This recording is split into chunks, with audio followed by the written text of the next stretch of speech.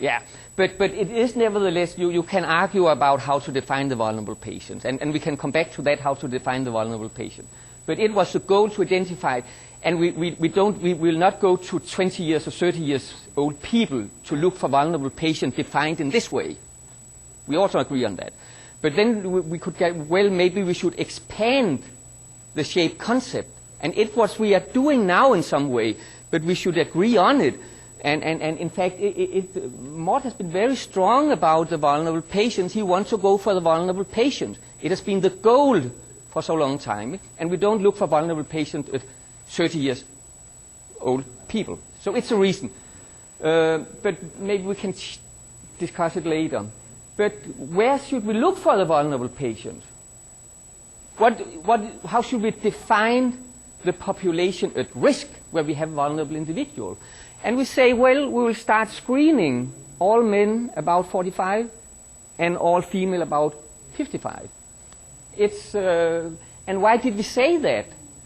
We did say that because the first heart attack, according to American Heart Statistic, is very rare in men below 45 and in female below 55. It is rare. And deaths due to ischemic heart disease, 96% of all deaths from coronary heart disease or stroke occur in people aged 55 and over. It was the people behind the polypill concept. It was the reason they chose age 55, where everybody should take a polypill. So I would be provocative and say, if you have an effective treatment and you can identify those who need the treatment, then we can wait screening until 55 years. And you will be able to prevent nearly all deaths from this disease. In principle, it's provocative. And if you have such a kind of treatment, why should we start down here if you can prevent it up here? We cannot.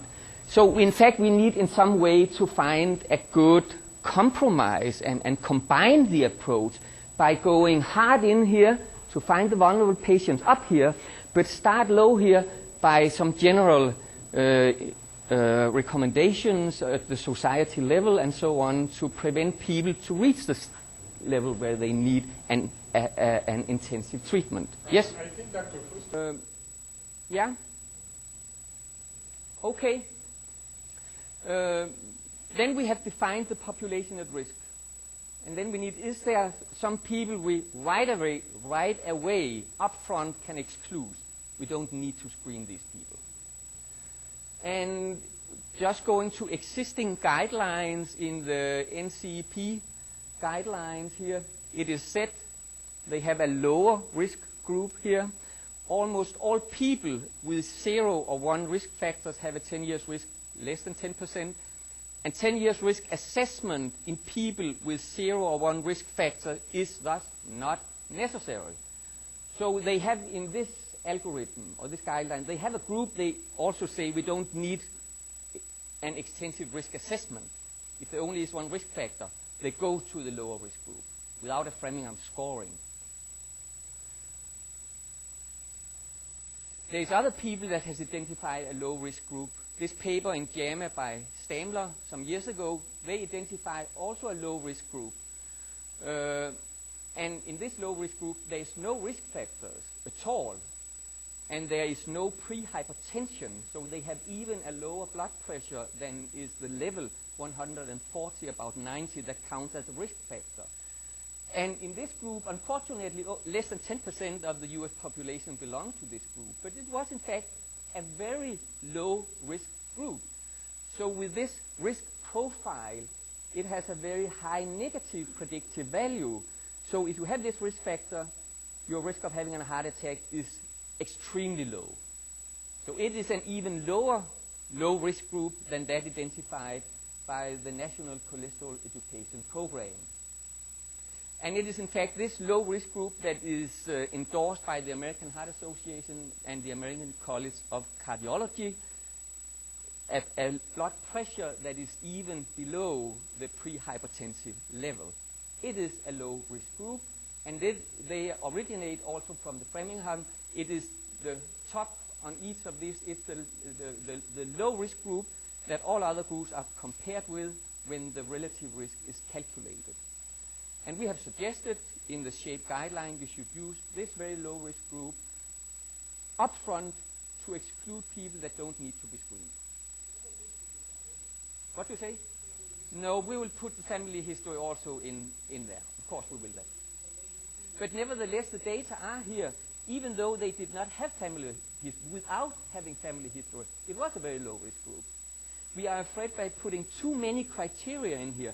You have a a cholesterol that needs to be below that, a pressure below that, no smoking, no diabetes, no family history, no metabolic syndrome, and so on. You end up with no people in that group. And then you can screen all of them. So we could use them relatively or in absolute term. When the vulnerability have reached a certain level, then you have a vulnerable patient.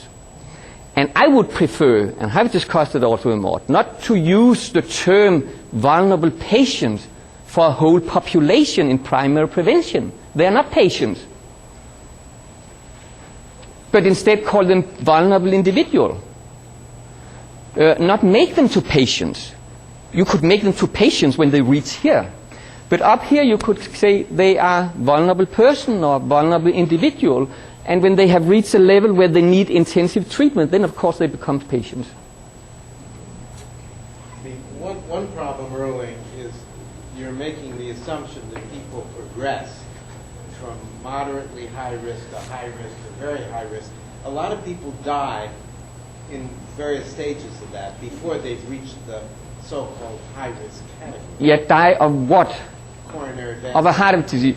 Yeah. I don't know how many from this group will in short term be vulnerable patients, how many from this group in short term will go up, but some will, yes. I don't know if we have any data that will tell how many of the vulnerable patients. It's the reason, in fact, I have put this arrow out. It does not go through this one. Can you see it? The other issue, but I think it is out there. The other issue we have to cope with, if you're dealing with a 10-year risk, then it is a prerequisite then to have regular checkups of people to determine when they reach the high-risk category. And if you only have one crack at them, you're never going to be able to identify the next phase. Well, that's why we have 5-year risk. Yep. Every 5 years we have to reassess. They are reassessed every 5 years. Yeah, That's tough. Yeah, it is tough. Yeah, but it's in the algorithm. It's reassessment every 5 years. Yeah, it's even more moderate. That's asking even more than a one-time. Yeah, that's true. And the 5 years is even more modest than cancer screening. One other thing is, Erling has alluded but didn't finish it. We really decided to not tag vulnerable patient at this stage because we are short of data to a certain risk level percentage because we don't have the tool to act. So it is still as a conceptual, as I said to Dr. Fuster. The more you go toward the top of the pyramid, the more you are vulnerable. Dr. Brownwald tends to agree to put very high risk group, which is this group, as vulnerable. And he said, you can call it vulnerable, let's call it very high risk. But because this is a new category, we didn't have it before in our definitions. But let's just keep this conceptual until we come to a very peaceful mind. We have already created a lot of fronts for fights. We don't need to fight over this one. Whereas this is a conceptual, and we agree. But these are exact categories. Now, the answer to the question, how many people from this one will have a heart attack in the next year or 5 years? How many people from this one, how many? We don't know exactly, but we know here is a lot more than here, the ratio or proportion, and it's a lot more than here. That's what we call it moderately high risk, and very high risk. Once we come to end of 10-year study, perhaps after MESA come out, and we have really time to digest and chew every part of MESA, we might be able to put numbers here, which would be great. And that's what we have some preliminary data on that for EPT, do we not? Well, information on that not only the magnitude of the scores associated with risk, year 1+, 2+, 3+, but we also have some data that shows that rate of progression. So when tests are done serially, that the more rapidly, I think that's Paulo's data that shows the more rapidly the disease progresses, the greater the risk. So I think we do already have some. Yeah, but you agree we need to have more data. We yeah. need to have more data from that and from IMT and other markers of disease, so it will be comprehensive. course, you're only doing the analysis on people who survive to get the repeated measurements. Yeah, but I think in that data, those people are followed, and we do have some outcome data for the people who are in each category. Do we know the converse? I'm sorry to sort of raise. No, this is not sorry. This is what we are here. Do we know the converse of 1,000 patients who have an MI? What category are they in? I want to ask everybody to answer. Harvey had some data presented in our meeting. Retrospectively, we all reviewed that paper in JACC, who John Rumberger nicely put in the slide, that these 250 people who died with heart attack, age 50 to 60, that very young group, and diabetes. The day before their heart attack, if you put them according to NCEP, you will find 72% categorized as medium risk, 83% categorized medium and low risk, which was shocking. Based on risk factor. Based on risk factor. But what about based on Disease. positivity of disease? Nobody We don't know. This was the question. It's new. Yeah, this was the question that, but So- Matt asked. Matt, go ahead. No, I was going to say it's about 20% of patients were high risk, and about 80% were not high risk. Some were low risk. Low risk or medium? Or intermediate risk. Medium. About 80% were defined medium and low risk, not a big red line, and I'm going to die tomorrow or have a heart attack tomorrow. This is what the major problem.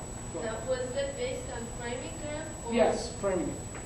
Now, so the point here is the very important question, and that's the question actually PK put in his contribution, that the first thing we need to call for is, do we have a very clear distinction between the disease versus risk factor in the near future? Well, we all know, and there are some studies done in people who came with chest pain and did coronary calcium scoring, significant predictive value and sharp contrast. We know that, but we have to call for further research. And I think, Erling, this is one of the things that we need to take home here in perhaps a 1-page or 2-page, specifically call for certain really, I mean, this is not a proposal for a study, but it's a question that triggers a very clear path to design a study for, to answer that question. And that question is very critical for us. Thanks. But then, of course, we need we want to risk or stratify the amount of disease in some way. Here we have 1+, 2, 3+. It's what we can do because it depends on the tool we are using. And here we need to find some threshold levels between 1 and 2+, and so it's arbitrary. It's a continuum in many situations. So it must depend on the tool we are using, how to stratify the amount of the disease and the amount of atherosclerosis.